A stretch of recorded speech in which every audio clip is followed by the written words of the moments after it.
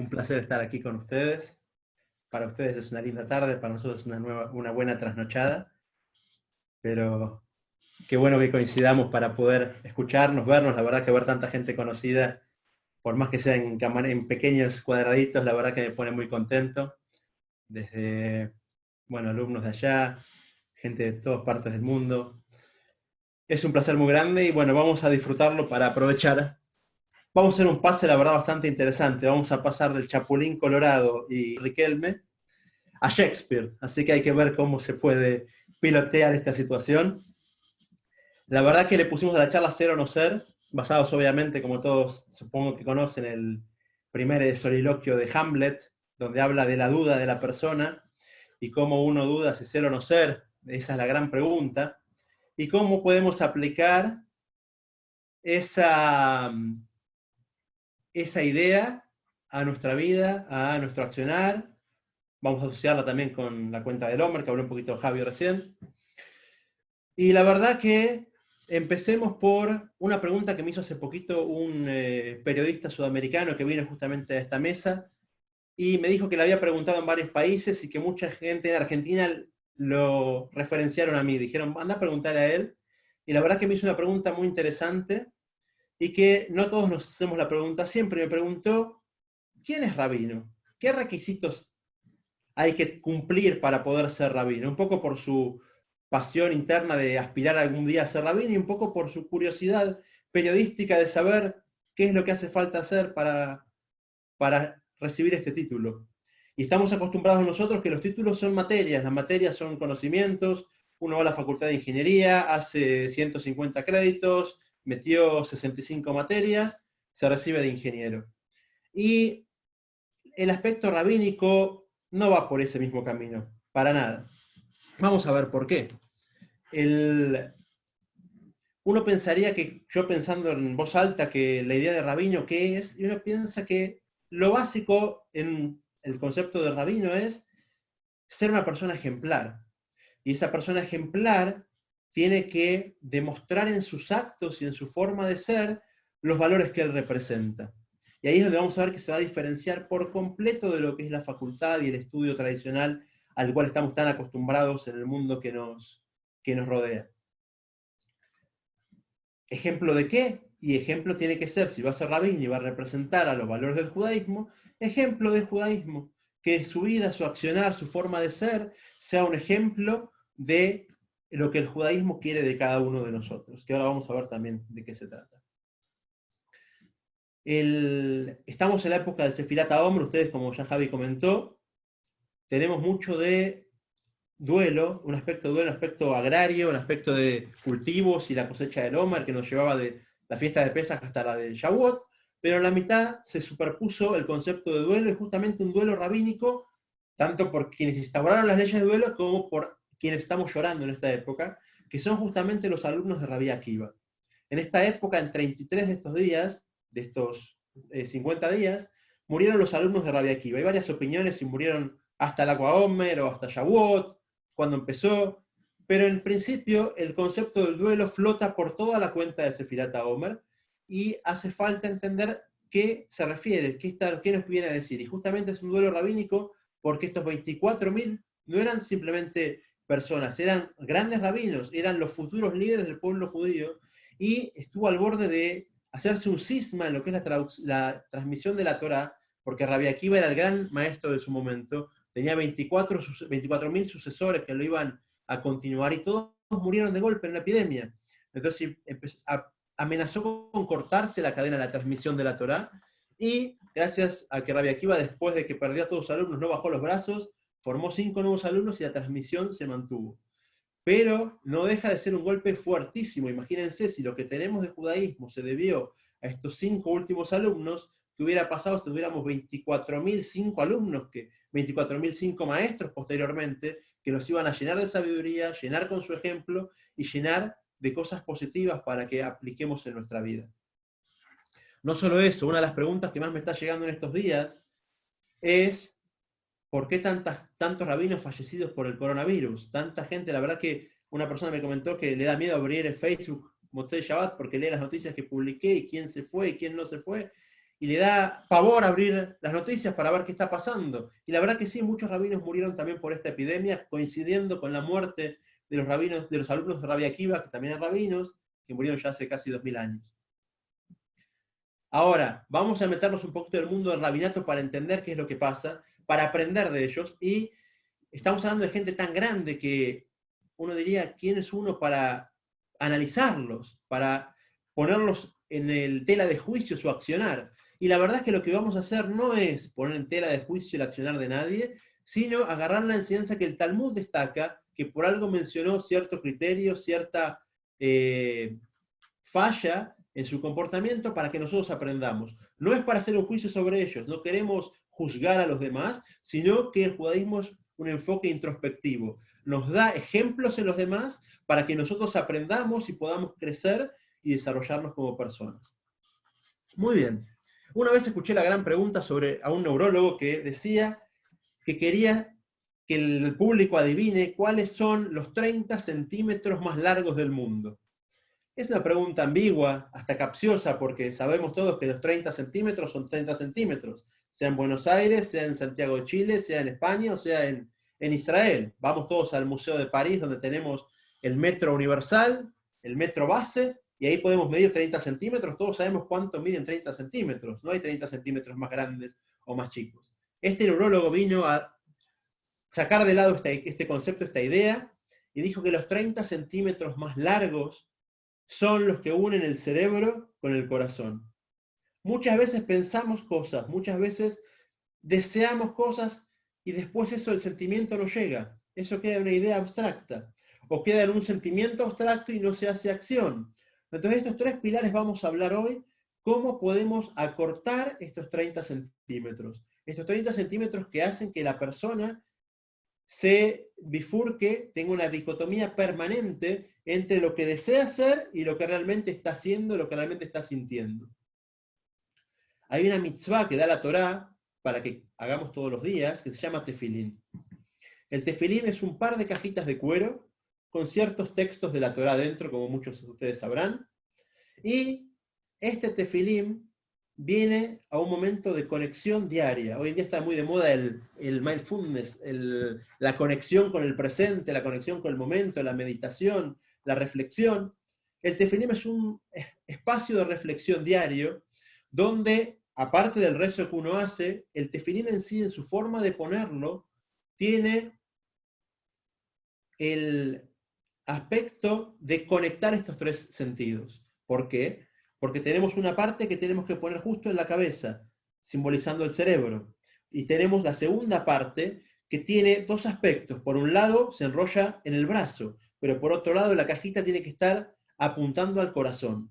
Entonces viene justamente a hacer de esto una unificación, hacer de nosotros acción, intelecto y sentimiento una sola persona, una sola unidad, algo completamente integrado. Y eso es lo que tenemos que lograr cuando reflexionamos a diario, sea el momento del tefilín o momento de reflexión, que cada uno tome la pausa diaria para hacerlo, poder conectar las 3 cosas. A veces uno tiene un proyecto y el proyecto queda en la cabeza por mucho tiempo.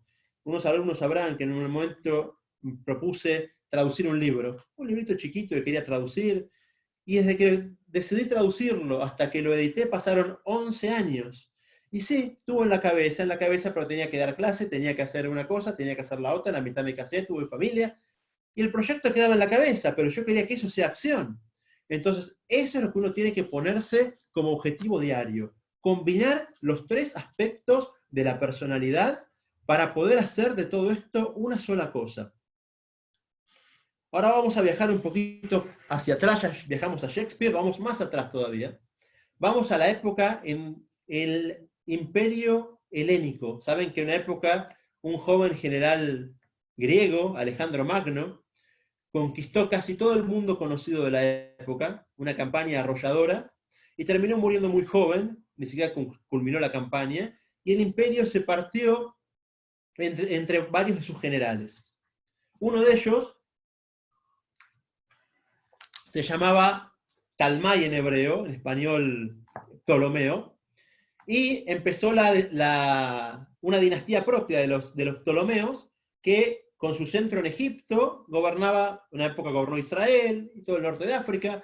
Cada uno de sus generales se dividió el reino en otras partes. Estaban los generales en Siria, Seleuco, y así cada uno se dividió, cada uno agarró su parte de lo que quedó del Magno Imperio de Alejandro. Este hombre, el segundo de los Ptolomeos, Ptolomeo Filadelfo, en un momento decide ampliar su biblioteca, la famosa biblioteca de Alejandría. Él dice, esta biblioteca está incompleta, vamos a traer un libro más, un libro que no es cualquier libro. Quiero que esté con nosotros el Tanaj, la Torá hebrea traducida al griego. Y entonces en ese momento hizo una convocatoria, llamó a 72 sabios, en lo que se llamó la Septuaginta. Fue 72 sabios encerrados durante varios días, que tradujeron cada uno en forma separada la Torá al idioma griego. En la mitad del Talmud cuenta cómo hubo varios milagros, porque hubo partes que a propósito cambiaron para evitar tergiversaciones del concepto. Si la traducción era muy literal, se podía quedar incomprendida.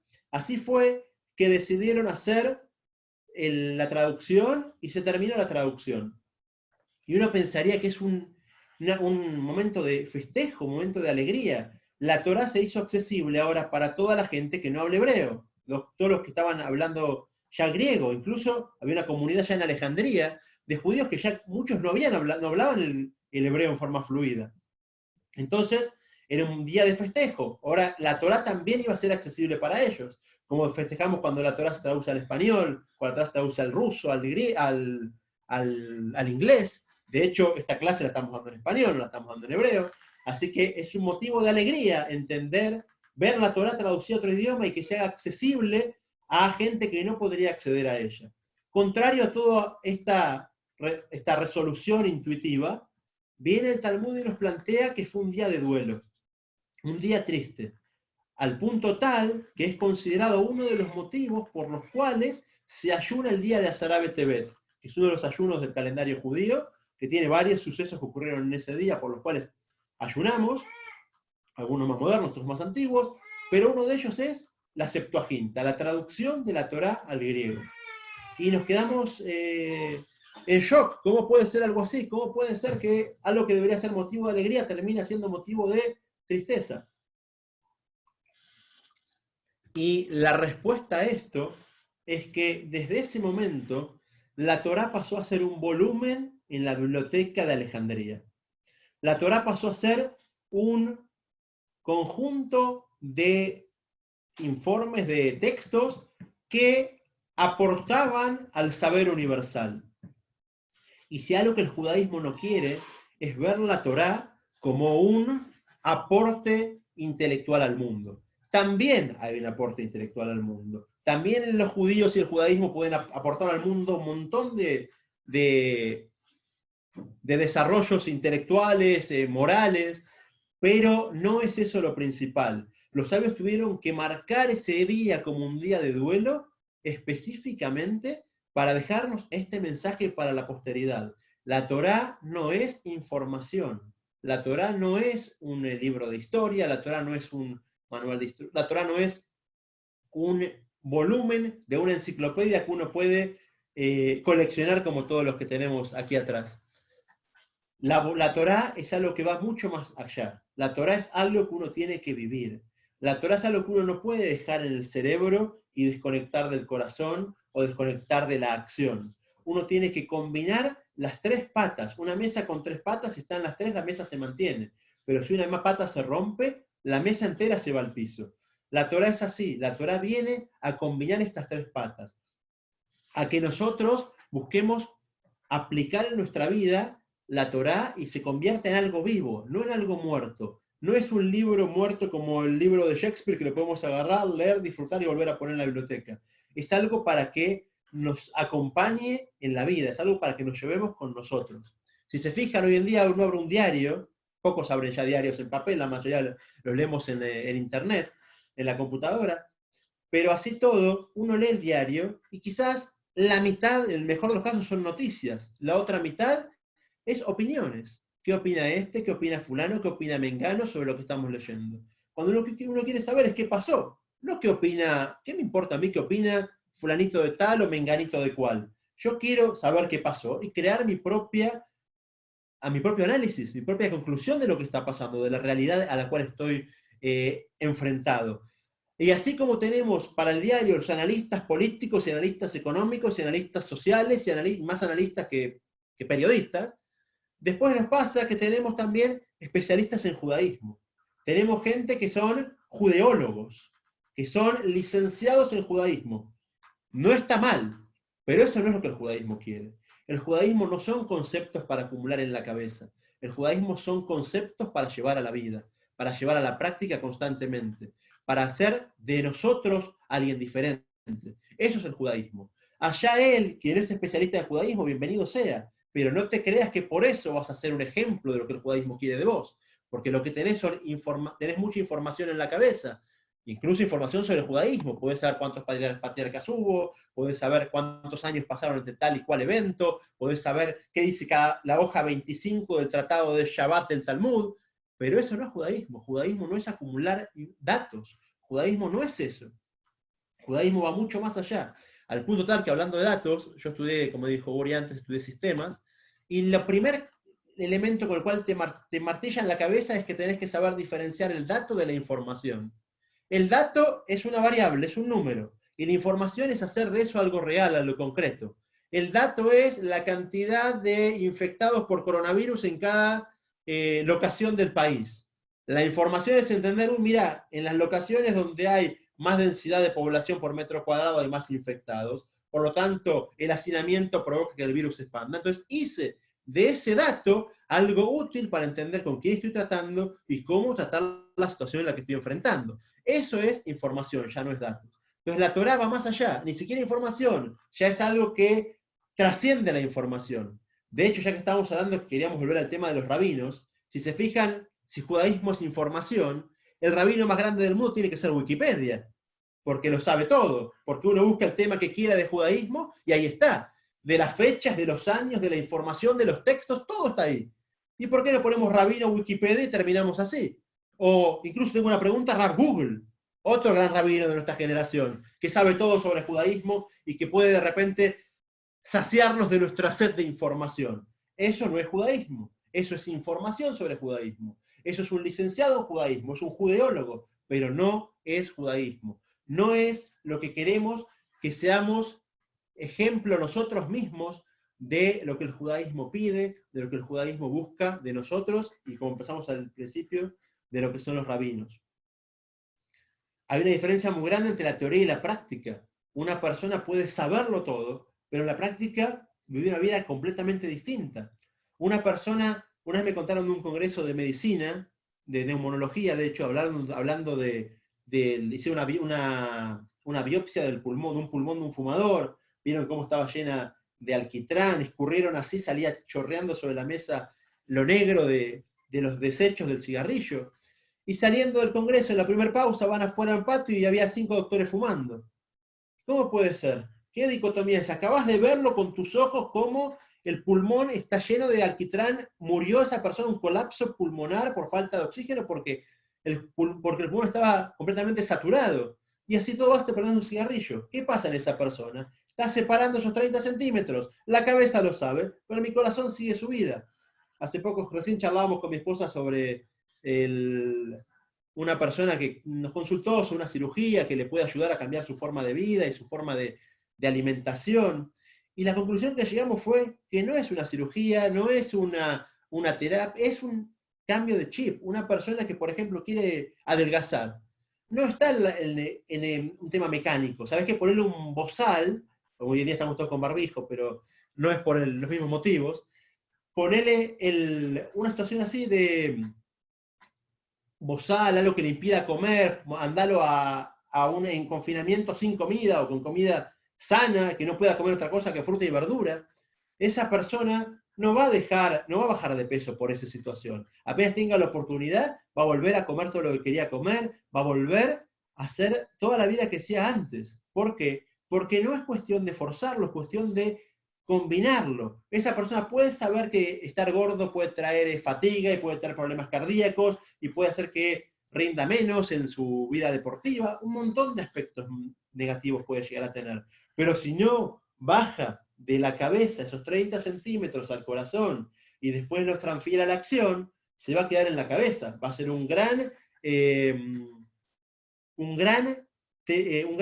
teórico de la nutrición. Ya no queremos teórico de la nutrición, queremos algo práctico. Se puede aplicar a todos los aspectos de la vida, a todas las profesiones incluso. El doctor con sus contradicciones, el ingeniero que no toma recaudos, cada uno en su profesión puede ver cómo hay una dicotomía que puede ser hasta constante entre lo que piensa y lo que hace, entre lo que, ni hablar lo que dice también, pero eso ya es otro tema para otra noche si quieren.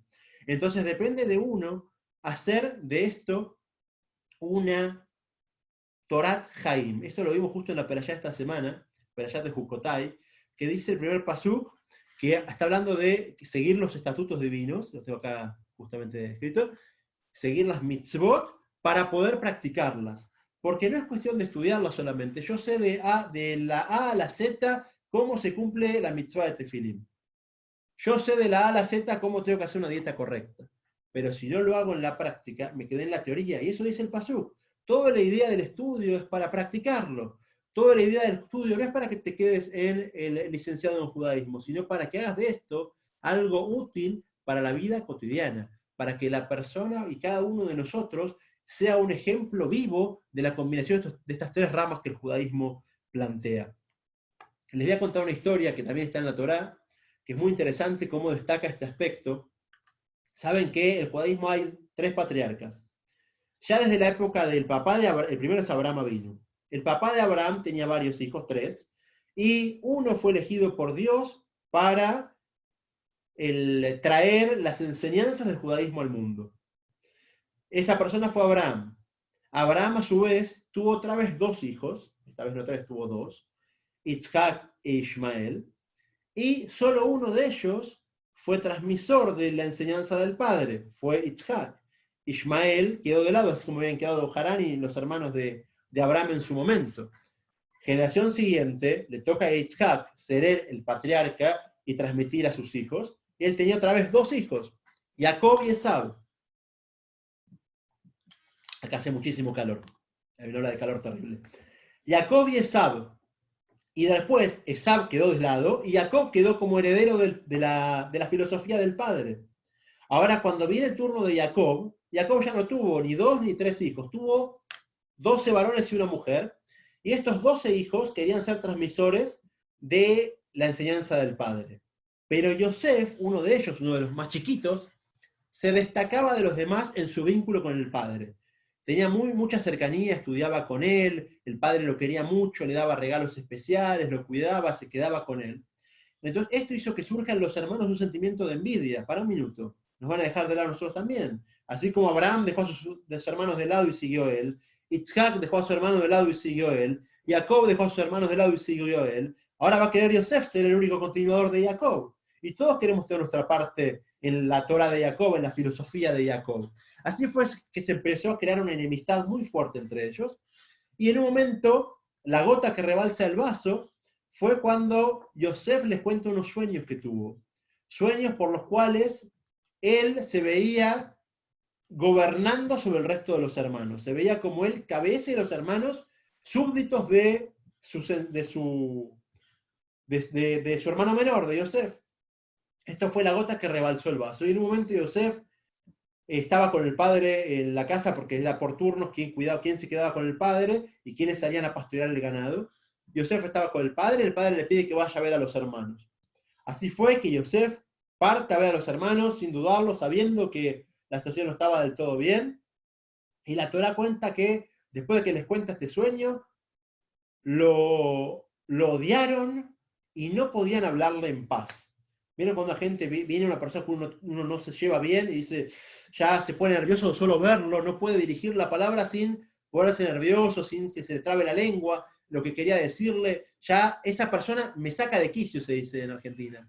Esa persona me descoloca. Así pasaba con los hermanos y con Yosef. Los hermanos llegaron a un punto de odio tal que no podían hablarle en shalom, dice el pasuk, no le podían hablar en paz. ¿Y qué quiere decir esto? Dice Rashi ahí, la verdad que el sentimiento de odio, más si está entre hermanos, es algo completamente negativo. Pero la Torá destaca un aspecto positivo. Saben que en el judaísmo no tenemos próceres. No hay personas 100% perfectas que estén a caballo y sean el ejemplo a seguir por todos. Son seres humanos y cada uno con sus dificultades y sus fortalezas. Tenemos que aprender de ellos, de ambas partes, de sus dificultades y de sus fortalezas, para poder aplicar ese ejemplo en nuestra vida y ser mejores personas. Así fue que la Torá destaca que estos hermanos, estando transgrediendo el principio de amor al prójimo, especialmente con el hermano, y estando odiándolo, así todo dice que no le podían hablar en paz. Esto es un atenuante, dice Rashi, explica ahí en la Torá que esto es un aspecto positivo. Dentro de lo malo que era el odio, es un aspecto positivo. Porque no tenían, dice Ejad Bape y Ejad Balev, un discurso en la boca y un sentimiento en el corazón, sino que tenían integridad. No lo podían tolerar en el corazón, tampoco con la boca. No es el mejor de los aspectos, de vuelta lo recalcamos. Lo mejor es superar esta situación, como más adelante en el transcurso de la historia se supera. Pero sí, el hecho de que lograron la integridad. Lograron ese aspecto de unificación entre corazón, cerebro, acción.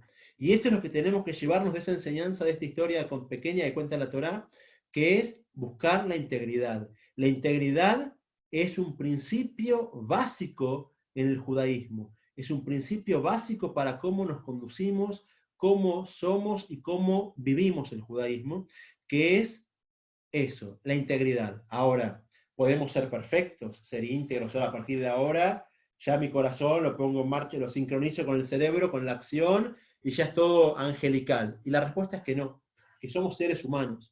El ser humano es falaz por naturaleza. No somos perfectos. Si fuéramos perfectos, dejaríamos de ser humano y pasaríamos a la categoría de ángel, que también el concepto de ángel en el judaísmo es un tema para explicar y no quedarse con la pintura medieval o renacentista de el ser alado con su aureola y sus alas blancas y vestido de blanco, una nube con un arpa tarareando algo. Pero sí saber que es una figura que ya deja de tener inclinación hacia el bien y hacia el mal y llega a la perfección.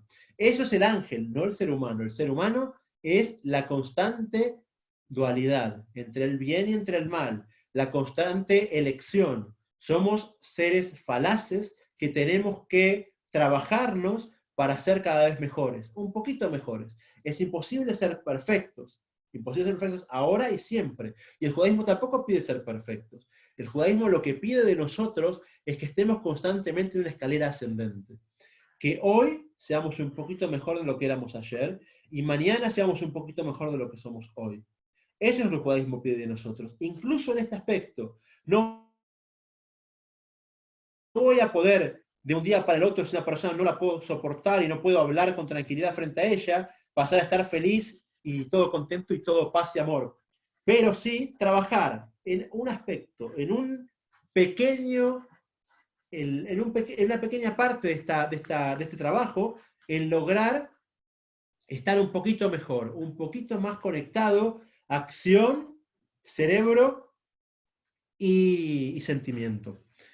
El tema lo vemos en grandes ejemplos a lo largo de la historia, pero uno justamente que leímos en la mesa hace poco, la semana pasada, ocurrió con Rab Elioshiv. Rab Elioshiv fue un gran rabino acá en Jerusalén, murió hace unos 10 años, no menos, 6 años, 6 años habrán muerto, 5 años, no, 6 ya viene Israel, estamos en 2020, no más.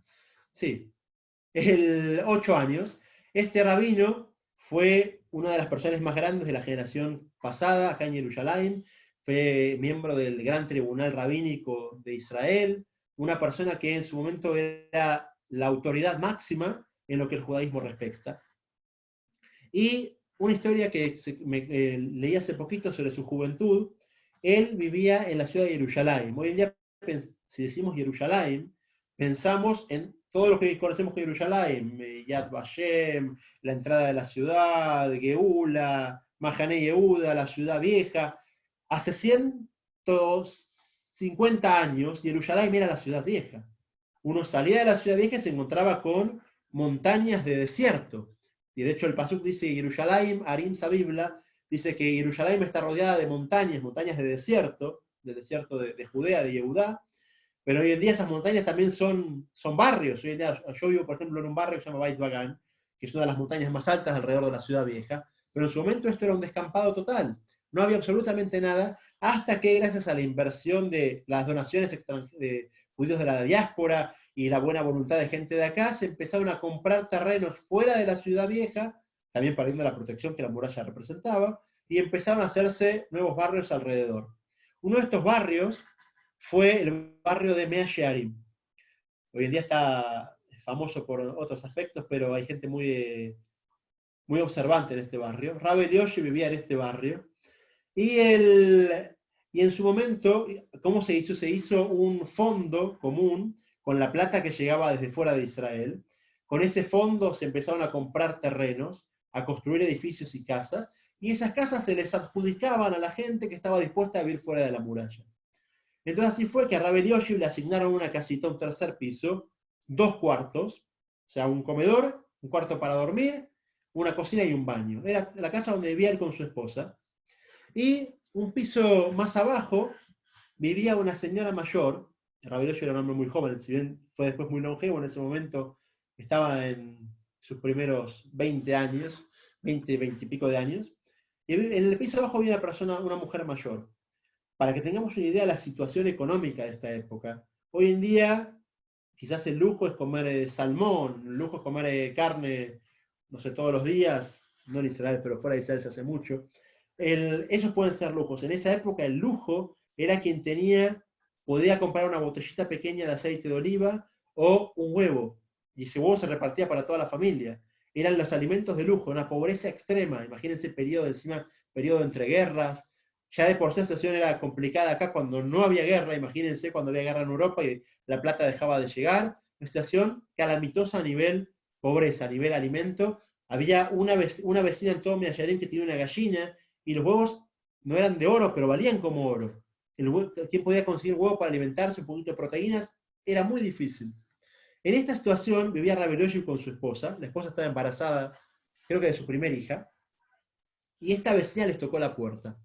Esta vecina le dijo, querida familia Elioshi, tengo una propuesta que hacerles. Dice, díganos, ¿qué necesita? A veces eran gente muy dadivosa, que estaban siempre dispuestas a escuchar, además una mujer mayor, que vivía sola. Le dice, miren, a mí Dios no me bendijo con hijos. Yo no tengo quien continúe mi camino. Yo estoy acá sola, disfruto de la compañía de mis vecinos, de ustedes, de todo el resto de vecinos del edificio, pero familia no tengo. No tengo más familia que mis amigos y mis conocidos. Y la verdad que siempre soñé con poder tener trascendencia y poder tener una nena que se llame como, que reciba mi nombre, cosa de ver trascendido mi nombre por lo menos en este mundo. Saben que hay una costumbre muy antigua de repetir los nombres. El sefaradí suele repetir el nombre del abuelo en los nietos y el ashkenazí suele repetir los nombres después de fallecidos. O sea, cuando ya falleció una persona de la familia, se usa ese nombre para un nuevo nacimiento, cosa de darle continuidad simbólica y espiritual a la vida que se fue, que tiene una especie de prolongación. Esta mujer sabía este concepto y la verdad que sufría mucho con no poder darle continuidad a su nombre, darle continuidad a su existencia, que alguien siga en este mundo después de ella con su nombre. Y así fue que le dijo a Rabbi Elioshi, a la esposa, le dijo, la esposa también a Mutzadeket, era la hija de Rabari Levin, un gran tzadik de acá de Yerushalayim, y les dijo, ¿qué les parece si cuando tengan una hija, que Dios le mande muchas hijas e hijas, pero cuando tengan una hija, le ponen mi nombre? Un favor personal que les pido. Si pueden hacerlo, la verdad que me pondría muy contenta, la verdad que me sentiría realizada, vería en ello como el favor de mi vida, el favor que alguien hizo por mí, dándome todo lo que podía darme. Bueno, Rabelioshi y su esposa se miraron, que sí, que no veían dificultad. La mujer dijo, esperen, todavía no respondan, le dice. Algo más, les dice. Yo no quiero que esto sea gratis.